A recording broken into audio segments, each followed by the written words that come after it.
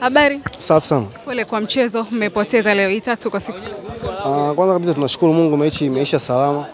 Nafikiri walikuwa wamestahili kutufunga kwa maana ukiangalia level ya ligi ni tofauti.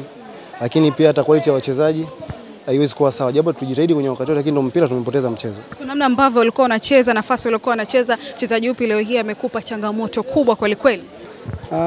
Nafikiri kama timu Simba wanacheza vizuri lakini yote kwa yote nafikiri Chamua alikuwa anacheza vizuri zaidi kabla hajatoka. Kutokana na hiti yake ni kubwa, nguvu yake ni kubwa, tunaendana. Kwa hiyo ilikuwa ni upande mgumu kwa upande wangu. Yes.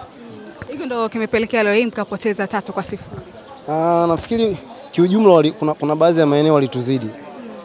Quality ya wachezaji baina yetu na kwao ni vitu tofauti. Kwa hiyo nafikiri hapo ndo paliamua mchezo. Japo tulijitahidi kucheza tactical game lakini mwisho wa siku majukumu mchezaji mmoja wametuzidi, wametufunga mchezo. Na pressure pia ilikuwaje kama wachezaji kusikia mnakwenda kucheza na klabu ya Simba, klabu ambayo ipo kwenye michuano ya kombe la shirikisho barani Afrika?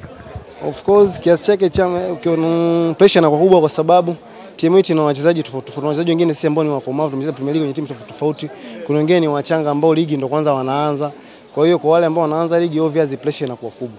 Lakini kwa wale ambao tumecheza ligi misimu 3-4 inakuwepo lakini ni ya kawaida. Mimi nikushukuru sana. Shukrani sana.